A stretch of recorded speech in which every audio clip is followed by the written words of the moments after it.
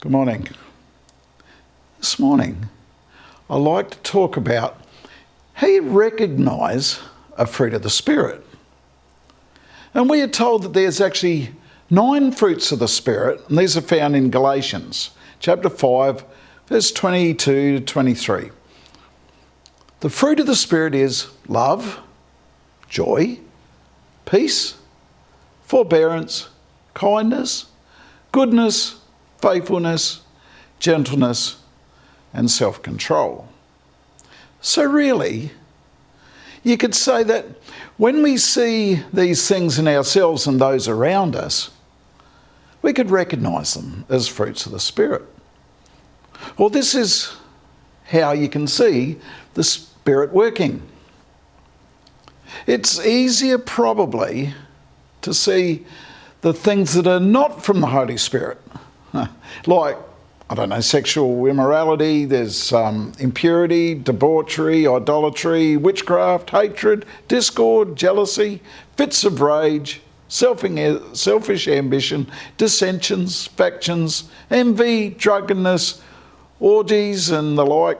Notice there's quite a few more that are not the fruits of the Spirit than are the fruits of the Spirit. It's pretty simple really.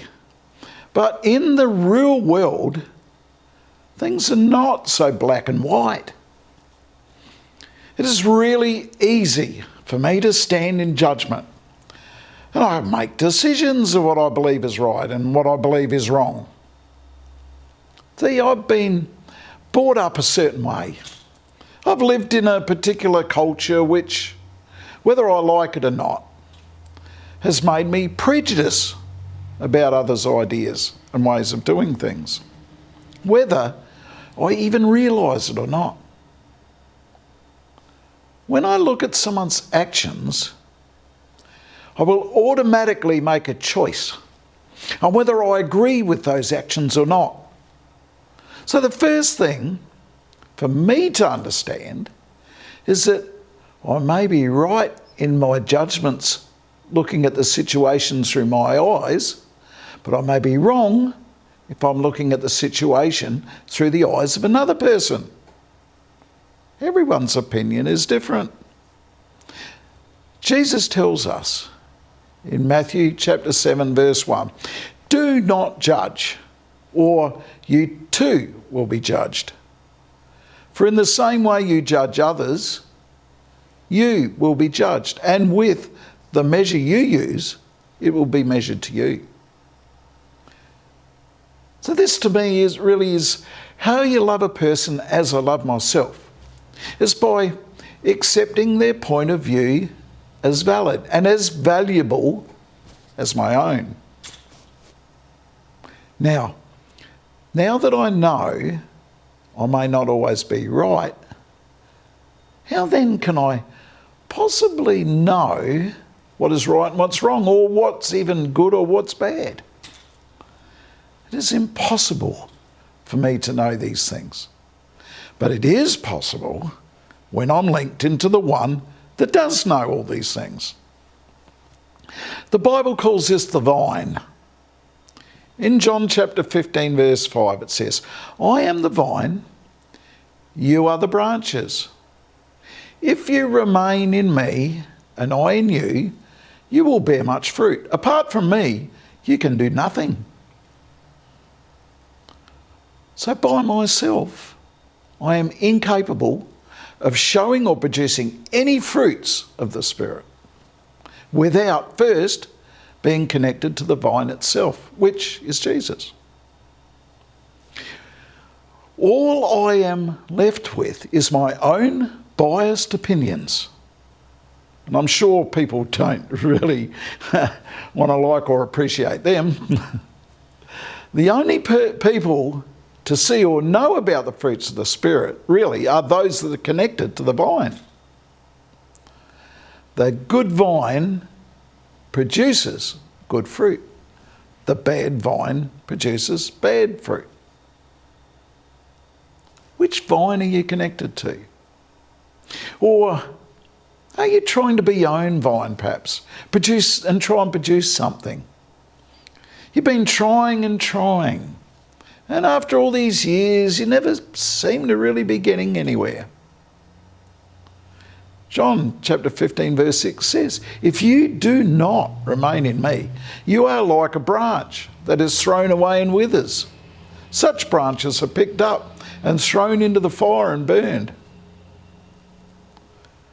The fruits of the Spirit is just that. Fruits of the Holy Spirit. Not fruits we produce like the Holy Spirit.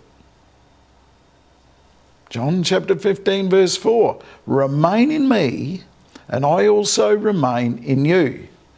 No branch can bear fruit by itself. It must remain in the vine. So, neither can we bear fruit unless you remain in me.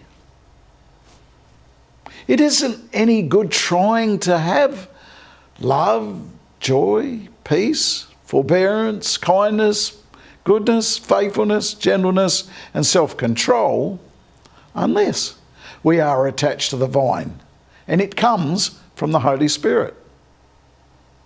Because then it only becomes our own opinions of what those things are. Maybe. Sometimes I have to show tough love to help someone out. But others may see it as being mean. If it is from the Holy Spirit, then it is right. No matter my own or anyone else's opinions. Showing the fruits of the Spirit then comes down to the motives behind it. Why am I producing fruit? Is it for my own benefit? Or stroking my own ego? Or is it for the benefit of someone else?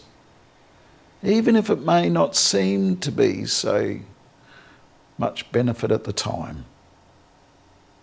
True fruit is produced when the climate becomes harsh. The water dries up. The winds howl through the vineyard. When things become so dark that you may think that nothing will ever grow here and we'll never see the daylight again. When fruit can grow, when no one expects, then this is the fruit of the Holy Spirit. Grown in the hard places. If we forgive those who persecute us, torture us and eventually kill us, then we can produce the greatest fruits of all and live forever in God's kingdom. This is what Jesus did. And he is the true vine, and we are his branches. Thank you for listening to me today. Have a great and blessed week.